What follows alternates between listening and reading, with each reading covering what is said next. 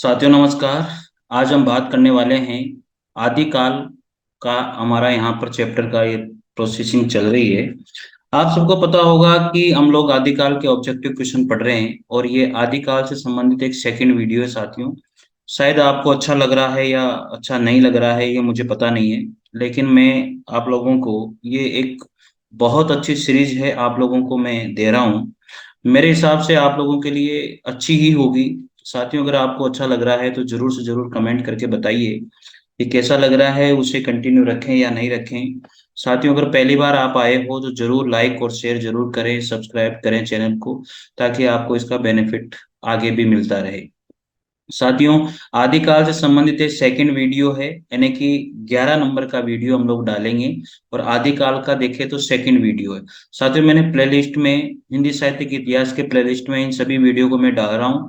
और सभी वीडियो के थंबनेल पर नंबर भी डले हुए हैं, 1 2 3 4 5 6 7 8, इस तरह से नंबर डले हुए हैं। तो आप लोग कंटिन्यू वीडियो देखिए और अच्छा लगे तो जरूर शेयर कीजिए, लाइक कीजिए। साथियों, आप लोगों का ही प्यार है, इस वजह से मैं ये मोटिवेट होके ये वीडियो बनाता हूँ, ताकि आपके फायदा हो सके। साथियों, बहुत अच्छी सीरीज है, इससे आपको फायदा ही मिलेगा। देखिएगा, 11 नंबर का क्वेश्चन है।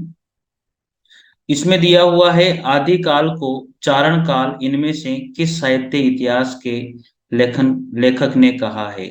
आदिकाल को जो है चारण काल किस साहित्य इतिहास लेखक ने कहा है। साथियों, सबको पता है आदिकाल को जो चारण काल है वो डॉक्टर रामकुमार वर्मा के द्वारा कहा गया है। आदिकाल को चारण काल डॉक्टर रामकुमार वर्मा ने कहा है।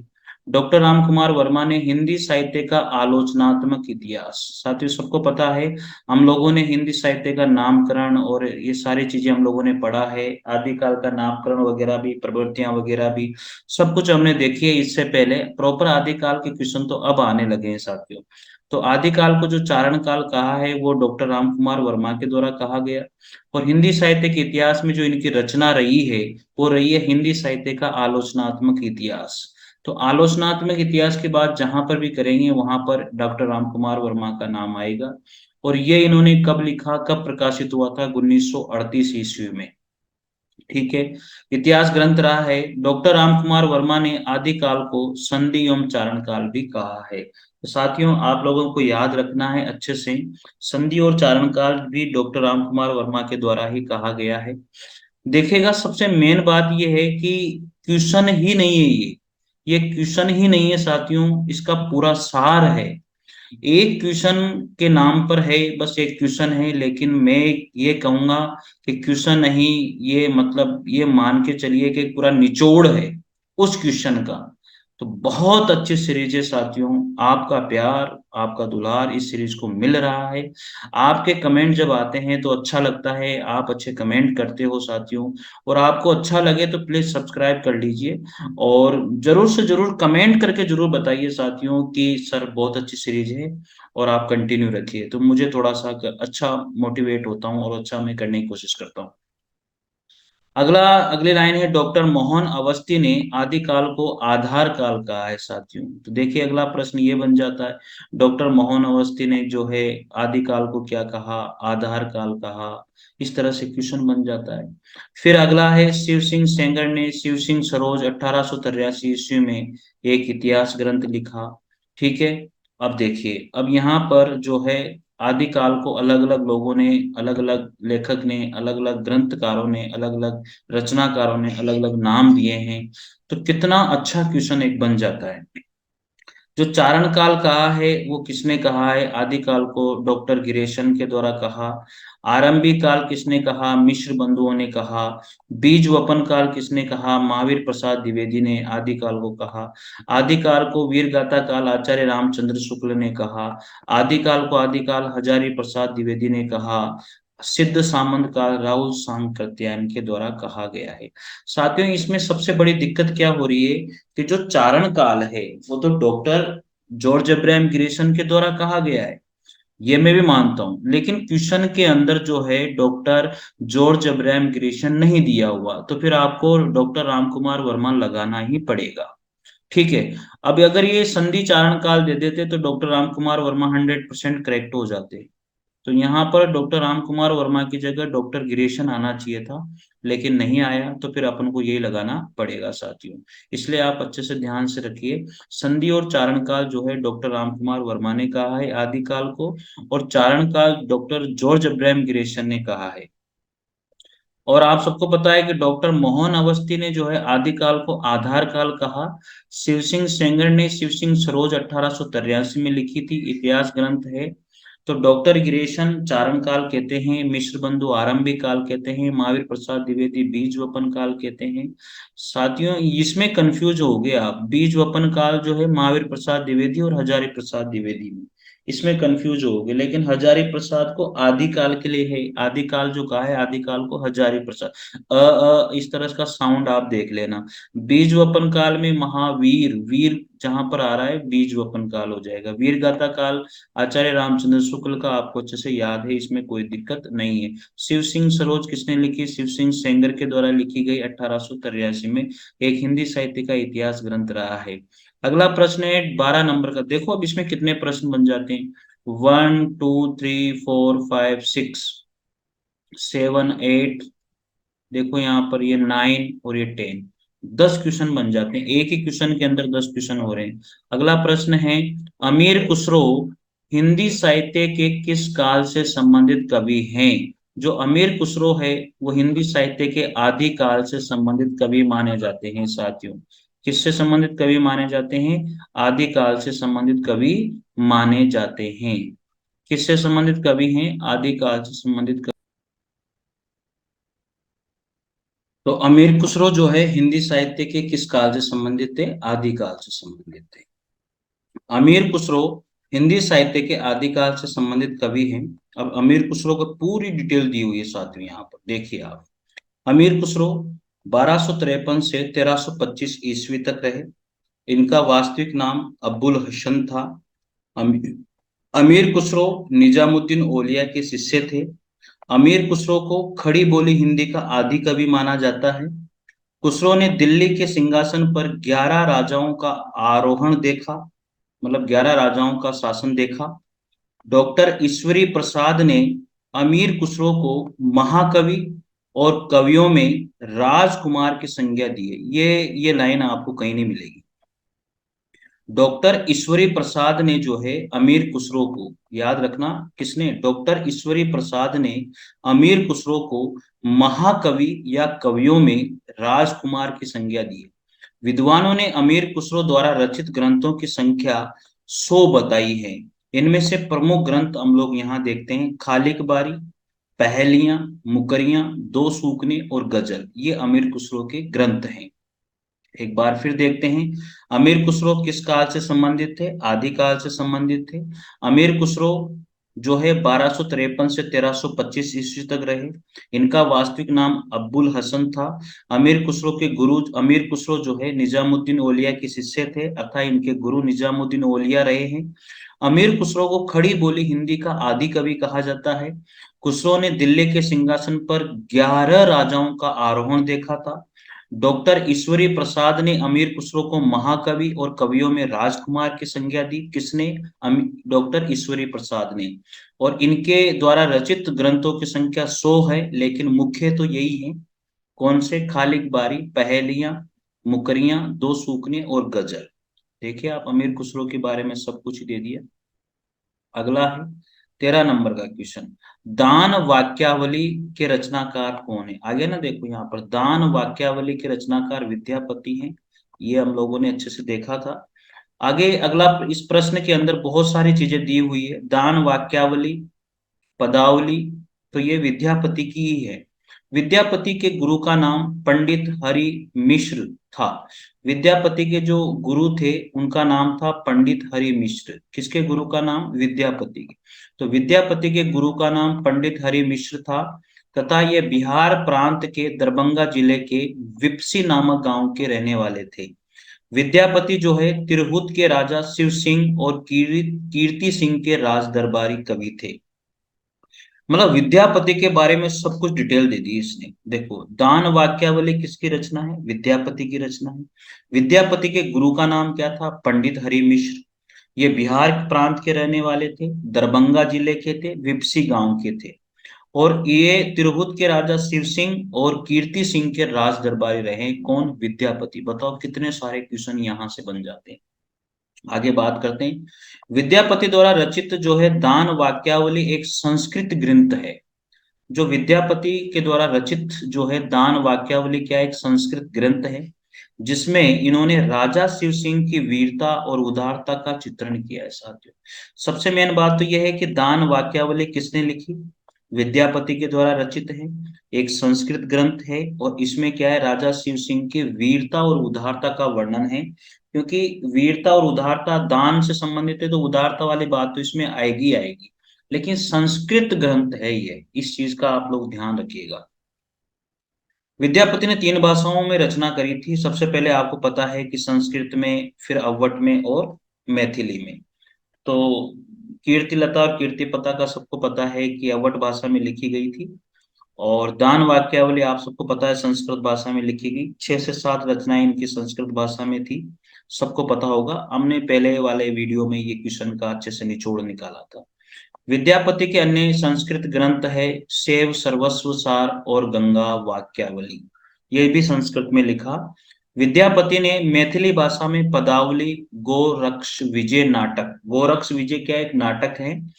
तो विद्यापति के द्वारा जो लिखा गया नाटक है वो गोरक्ष विजय है, ये एक नाटक है। ये इन्होंने मैथिली भाषा में लिखा था। और पदावली भी इन्होंने मैथिली भाषा में लिखी। गोरक्ष विजय जो नाटक है ये भी इन्होंने मैथिली भाषा में लिखा। कीर्ति लता और कीर्ति पताका इन्होंने अवध भाषा में लिखी है साथियों। तो विद्यापति की प्रमुख रचनाएं रही है। डॉक्टर बच्चन सिंह ने विद्यापति को जातीय कवि कहा, ये हमने पहले भी पढ़ा था। विद्यापति को जातीय कवि किसने कहा? डॉक्टर बच्चन सिंह के द्वारा कहा गया। सूर्यकांत त्रिपाठी निराला ने पदावली के श्रृंगारिक पदों की मादकता को नागिन की लहर कहा। देखो आप, तो पदावली के जो श्रृंगारिक पद हैं उसको नागिन की लहर किसके द्वारा कहा गया? निराला के द्वारा। विद्यापति सबको पता है शैव संप्रदाय थे, शैव धर्म को मानने वाले कवि थे। राजा लक्ष्मण लक्ष्मण सेन के सभा कवि जयदेव ने 12 सर्गों में कोमलकांत पदावली में गीत गोविंद की रचना करी है। पद्माकर जो रीतिकालीन कवि हैं, पद्माकर कौन है? रीतिकालीन कवि हैं, ने प्रबोध पचासा, गंगा लहरी और राम रसायन जैसे ग्रंथों की रचना करी। भूषण ने शिवराज भूषण, शिवा बावनी, छत्रसाल दशक आदि ग्रंथों की रचना करी है साथियों। तो ये थोड़ा सा एक्स्ट्रा है इसमें, तो आप लोग इसे देख लीजिएगा। ये तीनों पॉइंट जो है ये ऑप्शन में दिए हुए हैं तीनों के तीनों, इसलिए यहाँ पर इनका भी थोड़ा बहुत वर्णन किया गया है। तो राजा लक्ष्मण सेन के सभा कवि जयदेव ने 12 सर्गों में कोमलकांत पदावली में गीत गोविंद की रचना करी है। पद्माकर एक रीतिकालीन कवि हैं, इन्होंने प्रबोध पचासा, गंगा लहरी, राम रसायन जैसे ग्रंथों की रचना करी। भूषण ने शिवराज भूषण, शिवा बावनी और छत्रसाल आदि दशक आदि ग्रंथों की रचना करी है। 14 नंबर का प्रश्न आ जाता है, विद्यापति को कृष्ण भक्तों की परंपरा में न समझना चाहिए, यह इनमें से किसका कथन है? विद्यापति को, वेरी वेरी इंपॉर्टेंट क्वेश्चन है, विद्यापति को कृष्ण भक्तों की परंपरा में न समझना चाहिए, ये कथन किसका है? तो ये किसने कहा था? आचार्य रामचंद्र शुक्ल के द्वारा कहा गया। देखिए साथियों, अधिकतर जो कथन आते हैं ना वो आचार्य रामचंद्र शुक्ल से ही संबंधित होते हैं। अगर आपको कुछ भी पता नहीं लग रहा है तो आप मान सकते हो आचार्य रामचंद्र शुक्ल को ही मान सकते हो, जहां तक मुझे लगता है। अगर कुछ भी पता आपको नहीं है तो विद्यापति को कृष्ण भक्तों की परंपरा में न समझना चाहिए, इनमें से किसका कथन है? रामचंद्र शुक्ल का। तो विद्यापति को कृष्ण भक्तों की परंपरा में न समझना चाहिए, ये आचार्य रामचंद्र शुक्ल ने कहा है। आचार्य रामचंद्र शुक्ल ने और भी बातें कही है। आध्यात्मिक रंग के चश्मे आजकल बहुत सस्ते हो गए, उन्हें चढ़ाकर जैसे कुछ लोगों ने गीत गोविंद को आध्यात्मिक संकेत बताया है, वैसे ही विद्यापति के इन पदों को भी, ये भी विद्यापति के बारे में आचार्य रामचंद्र शुक्ल ने कहा। विद्यापति को जाति कवि बच्चन सिंह ने कहा। विद्यापति की जो पदावली है उनके श्रृंगारिक पदों को नागिन की लहर निराला जी ने कहा। और महामहोपाध्याय हरप्रसाद शास्त्री विद्यापति को जो है पंच देवोपासक स्वीकार करते हैं। तो विद्यापति के बारे में बहुत सारी बातें हैं। महोपाध्याय हरप्रसाद शास्त्री विद्यापति को पंचदेवोपासक स्वीकार करते हैं। हजारी प्रसाद द्विवेदी ने विद्यापति को श्रृंगार रस के सिद्ध वाक कवि कहा। श्रृंगार रस का सिद्ध वाक कवि जो है विद्यापति को हजारी प्रसाद द्विवेदी के द्वारा कहा गया है। साथियों, विद्यापति तो खत्म हो गया, यूं मान के चलो आप। विद्यापति जी के बारे में तो बहुत कुछ दे दिया इन्होंने, बहुत कुछ।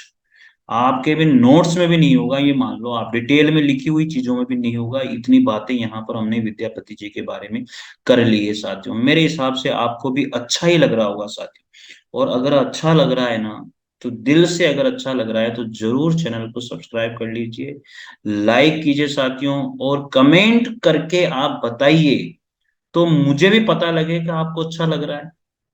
पढ़ लिया कोई बात नहीं, अच्छी बात है, लेकिन कमेंट करके अगर आप मुझे बताओगे तो मुझे भी थोड़ा सा यार मतलब फायदा होगा, मतलब अपने अंदर से मोटिवेशन मुझे भी मिलेगा, ताकि मैं आप लोगों के लिए और भी अच्छे से अच्छे क्वेश्चन निकाल करके लेके आऊं। इससे भी बेस्ट चीजें मेरे पास है जो मैं आप लोगों को देना चाहता हूं साथियों। इसलिए ज्यादा से ज्यादा शेयर कीजिए, लाइक कीजिए साथियों, तो अच्छा लगेगा यार। आप सब अच्छे पढ़ने वाले बच्चे हो, अच्छे हो। देखिएगा, आदिकाल के अंतर्गत सरहप्पा, लुहीपा आदि कवि किस साहित्य से संबंधित थे? आदिकाल के अंतर्गत जो सरहप्पा, लुहीपा और ये जितने भी कवि हैं, सारे के सारे राज साहित्य यानी कि जैन साहित्य से संबंधित कवि माने जाते हैं। किससे संबंधित? सिद्ध साहित्य से, सॉरी सॉरी सॉरी, सिद्ध साहित्य से संबंधित माने जाते हैं। सरप्पा सिद्ध साहित्य से, लुईपा, ये सारे के सारे जो है सिद्ध साहित्य से संबंधित कवि हैं। रासो साहित्य से संबंधित जैन साहित्य आता है। देखिएगा, इसमें बहुत सारी बातें दी गई है। सिद्ध साहित्य वज्र यानी सिद्धों के द्वारा रचा गया साहित्य, ये पॉइंट आता है बहुत सी बार। सिद्ध साहित्य में कौन सी शाखा की बात करते हैं? वज्र यानी शाखा की बात की जाती है। इनका जो संबंध है बौद्ध धर्म से है। सिद्ध साहित्यों का जो संबंध है ना, वो बौद्ध धर्म से है। आप लोगों को पता भी नहीं होगा साथियों, मैं आपको बता दूं किस संबंध, बौद्ध धर्म से। ये भारत के पूर्वी भाग में सक्रिय हुए थे। कौन से भाग में? पूर्वी भाग में। और इनकी संख्या 84 मानी गई है। इनमें मेन है सरप्पा, सबरपा, लुहीपा, डोम्बीपा, कुकरीपा, ये प्रमुख हैं। सरप्पा को प्रथम सिद्ध कवि कहते हैं। सरप्पा को प्रथम सिद्ध कवि राहुल सांकृत्यायन के द्वारा कहा गया। इन्हें हिंदी का प्रथम कवि माना जाता है इनके द्वारा। साधना अवस्था से निकली सिद्धों की वाणी चर्या गीत कहलाती है। साधना अवस्था से निकली सिद्धों की वाणी क्या कहलाती है? चर्या गीत कहलाती है। इसमें महासुखवाद तथा ईश्वर ईश्वरत्व की प्राप्ति पर बल दिया गया है। सिद्ध साहित्य में लुईपा सर्वश्रेष्ठ माने जाते हैं। सिद्ध साहित्य में जो सर्वश्रेष्ठ माने जाते हैं वो लुईपा को माना जाता है साथियों। कितनी सारी बातें यहाँ पर हम लोगों ने सिद्धों के बारे में समझी है। मेरे हिसाब से बहुत सारी चीजें ऐसी है जो आपके नोट्स में भी लिखी हुई नहीं होगी साथियों। सिद्ध साहित्य में सर्वश्रेष्ठ सिद्ध कौन है? लुईपा है, नहीं मिलता। आगे है, ये किस क्षेत्र में थे? भारत के पूर्वी भाग में थे। इनकी संख्या 84 थी। सरप्पा को प्रथम कवि, हिंदी का प्रथम कवि कौन मानते हैं? राहुल सांकृत्यायन मानते हैं। साधना अवस्था से निकली सिद्धों की वाणी क्या कहलाती है? चर्या गीत कहलाती है। सिद्ध साहित्य जो है वज्रयानी सिद्धों के द्वारा रचा गया साहित्य है। इनका संबंध किस धर्म से है? बौद्ध धर्म से है। कहाँ मिलती है ऐसी चीजें यार? मैं बता रहा हूँ ना आप लोगों को, आपको नहीं मिलती है भाई। बहुत तगड़ी, मतलब तगड़ी सामग्री है ये। निम्नलिखित काव्य धाराओं में से कौन सी काव्य धारा भक्ति काल के अंतर्गत नहीं आती है? तो रासो काव्य धारा भक्ति काल के अंतर्गत नहीं आती। राम भक्ति काव्य धारा, ज्ञानाश्री काव्य धारा, कृष्ण भक्ति काव्य धारा, ये तीनों तो आती है साथियों। ठीक है, तो आप ध्यान रखिएगा। देखो, निर्गुण भक्ति, रासो काव्य धारा भक्ति काल के अंतर्गत नहीं आती। भक्ति काल की 4 प्रमुख काव्य धाराएं हैं जिन्हें दर्शन दृष्टि से 2 प्रमुख भेदों में देखा गया है। तो देखिएगा, निर्गुण भक्ति शाखा और सगुण भक्ति शाखा। तो निर्गुण भक्ति शाखा में ज्ञानाश्री शाखा और प्रेमाश्री शाखा है। सगुण भक्ति शाखा में जो है राम भक्ति काव्यधारा और कृष्ण भक्ति काव्यधारा है। इस तरह से बांटा गया है। तो रासो काव्यधारा जो है हिंदी साहित्य के आदि काल से संबंधित है। इसमें अधिकतर जो है वीर गाथाएं ही हैं जो डिंगल भाषा में लिखी गई हैं। प्रमुख रासो ग्रंथ यहाँ पर दिए गए हैं। पृथ्वीराज जो चंद्र बरदाई के द्वारा लिखा गया है, परमार रासो जगनिक के द्वारा लिखा गया है, बीसल देव रासो नरपति नाल के द्वारा लिखा गया है। ये सब रासो काव्य धारा में या रासो ग्रंथ है साथियों, जिनके अंदर वीर गाथाएं कविताएं दी जाती हैं। अगला प्रश्न आता है, सिद्ध सामंत युग की कविताओं की सृष्टि आकाश में नहीं हुई। सिद्ध सामंत युग की कविताओं की सृष्टि आकाश में नहीं हुई, वे हमारे देश की ठोस धरती की उपज हैं। ये कथन किसका है? ये राहुल सांकृत्यायन का कथन है। सिद्ध सामंत युग, तो ये सबको पता है कि राहुल सांकृत्यायन जी के द्वारा ही कहा गया है। और ये आरपीएससी असिस्टेंट प्रोफेसर में आया था पेपर के अंदर क्वेश्चन, बहुत बढ़िया प्रश्न है। ऐसे प्रश्न पूछे जाते हैं। सिद्ध सामंत युग की काव्य धाराओं की सृष्टि आकाश में नहीं हुई, वे हमारे देश की ठोस धरती की उपज हैं। ये कथन राहुल सांकृत्यायन जी के द्वारा कहा गया है। ठीक है, राहुल सांकृत्यायन को महापंडित भी कहते हैं। महापंडित के नाम से किसको जाना जाता है? राहुल सांकृत्यायन जी को जाना जाता है। ये आप नोट कर लीजिए अपनी कॉपी में, अगर नोट नहीं हो रहा है तो। सिद्ध साहित्य श्रृंगार एवं शांत रस को दोहा, चौपाई आदि छंदों में विभक्त करता है। सिद्धों की रचनाएं प्रमुखतः दोहा, कोश और चर्यापद आदि दो रूपों में प्राप्त हैं। सिद्ध साहित्य की प्रमुख विशेषताएं हैं वेद, उपनिषद, यज्ञ आदि का विरोध, योग द्वारा ब्रह्म की प्राप्ति, ईश्वर प्राप्ति, गुरु द्वारा संभव आदि। भाषा में अपभ्रंश मिश्रित देसी भाषा का प्रयोग हुआ है तथा डिंगल और पिंगल भाषाओं का प्रयोग भी किया गया है।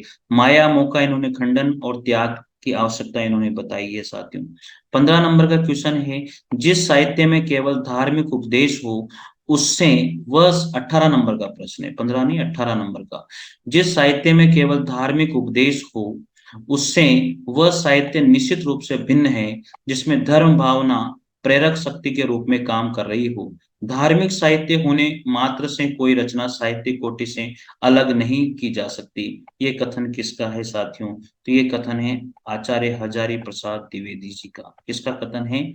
आचार्य हजारी प्रसाद द्विवेदी जी का। एक बार फिर पढ़ लीजिए, जिस साहित्य में केवल धार्मिक उपदेश हो उससे वह साहित्य निश्चित रूप से भिन्न है, जिसमें धर्म भावना प्रेरक शक्ति के रूप में काम कर रही हो। धार्मिक साहित्य होने मात्र से कोई रचना साहित्यिक कोटि से अलग नहीं की जा सकती। तो ये कथन आचार्य हजारी प्रसाद द्विवेदी जी के द्वारा लिखा गया है। उपयुक्त कथन है हजारी प्रसाद द्विवेदी जी का। आप लोगों को समझ में आ गया होगा। उक्त कथन हजारी प्रसाद द्विवेदी जी ने साहित्य के उद्देश्य की प्रतिस्थापना हेतु हिंदी साहित्य का आदिकाल पुस्तक में रामचंद्र शुक्ल आदि विद्वानों की उस मान्यता का खंडन करने के लिए किया है, जिसके अंतर्गत धार्मिक भावनाओं को साहित्य कोटि से अलग करने की बात कही गई है। उनके अनुसार यदि ऐसा समझा जाने लगा तो तुलसीदास का रामचरितमानस भी साहित्य क्षेत्र में अविच्छेय हो जाएगा। हिंदी साहित्य के इतिहास में आचार्य रामचंद्र शुक्ल ने स्पष्ट किया है कि सिद्धों और योगियों की रचनाएं साहित्य की कोटि में नहीं आती और योग धारा काव्य या साहित्य की कोई धारा नहीं मानी जा सकती। ऐसा भी आचार्य रामचंद्र शुक्ल ने कहा है। तो ये क्वेश्चन वेरी इंपॉर्टेंट बन जाता है। अगला प्रश्न है, इस संबंध में इसके अतिरिक्त और कुछ कहने की जगह नहीं कि यह पूरा ग्रंथ वास्तव में जाली है। पृथ्वीराज रासो विषय की स्थापना किसने की है? ये स्थापना किसकी है साथियों? ये आचार्य रामचंद्र शुक्ल ने ये बात कही है। इस संबंध में इसके अतिरिक्त और कुछ कहने की जगह ही नहीं कि यह पूरा ग्रंथ वास्तव में जाली है। तो पृथ्वीराज रासो के विषय में ये स्थापना जो है आचार्य रामचंद्र शुक्ल के द्वारा कही गई है। तो पृथ्वी राजस्व विषय के बारे में हम लोगों ने यहाँ बहुत कुछ पढ़ा है, आप लोग भी देखिएगा। सर्वप्रथम डॉक्टर वुलर ने 1875 में कश्मीरी कवि जयानक द्वारा रचित पृथ्वीराज विजय 12 सर्गों में रचित संस्कृत महाकाव्य के आधार पर पृथ्वीराजस्व को अप्रमाणिक घोषित किया था। इसी के बाद पृथ्वीराजस्व की प्रमाणिकता को लेकर विद्वानों ने 3 वर्ग बन गए। तो सर्वप्रथम डॉक्टर वुलर ने जो है 1875 में कश्मीरी कवि जयानक द्वारा रचित पृथ्वीराज विजय जो 12 सर्गों में रचित संस्कृत महाकाव्य के आधार पर पृथ्वीराज को अप्रमाणिक घोषित किया था। और 3 अब हैं। अप्रमाणिक मानने वाले विद्वान कौन कौन है? डॉक्टर वुलर, गौरी शंकर हीराचंद ओझा, आचार्य रामचंद्र शुक्ल, देवी प्रसाद और कविराज श्यामल दास। ये अप्रमाणिक मानते हैं पृथ्वीराज को। प्रामाणिक मानने वाले हैं श्याम सुंदर दास, कर्नल जेम्स टोड, मिश्र बंधु, मोहनलाल, विष्णुलाल पांड्या। तो ये प्रमाणिक मानते हैं। अर्ध प्रमाणिक मानने वाले कौन कौन हैं साथियों? अर्ध प्रमाणिक में आचार्य हजारी प्रसाद द्विवेदी, डॉक्टर सुनीति कुमार चटर्जी और डॉक्टर दशरथ शर्मा ये अर्ध प्रमाणिक मानते हैं। इस ग्रंथ में श्रृंगार की ही प्रधानता है, वीर रस का किंचित आभास मात्र है। इस ग्रंथ में श्रृंगार की ही प्रधानता है, वीर रस का किंचित आभास मात्र है। रामचंद्र शुक्ल की यह मान्यता किस ग्रंथ के संदर्भ में आती है? बीसल देवरासो में। इस ग्रंथ में श्रृंगार की ही प्रधानता है, तो बीसल देवरासो एक श्रृंगार ग्रंथ माना, और वीर रस का तो इसमें आभास मात्र है साथियों। इस ग्रंथ में श्रृंगार की ही प्रधानता है, वीर रस का किंचित आभास मात्र है। रामचंद्र शुक्ल की यह मान्यता बीसल देवरासो के संदर्भ में है।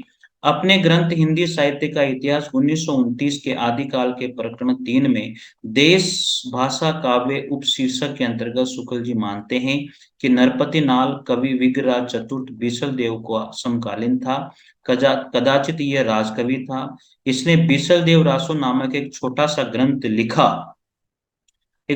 ग्रंथ लिखा है जो वीर गीत के रूप में है। बिसल देव रासो में 4 खंड हैं।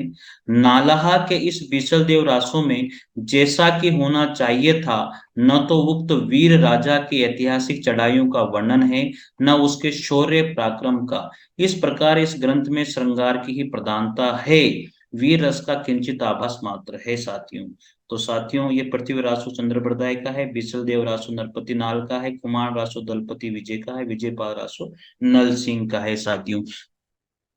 तो साथियों, ये इस तरह से हम लोगों ने इसके 10 क्वेश्चन किए। 10 क्वेश्चन नहीं साथियों, ये 200 से अधिक क्वेश्चन हैं। इसलिए आप लोगों को अच्छा लगा है, जरूर कमेंट कीजिए और शेयर और लाइक जरूर कीजिए साथियों, और चैनल को सब्सक्राइब कीजिए। मिलते हैं अगले वीडियो के साथ, तब तक के लिए जय हिंद जय भारत, थैंक यू।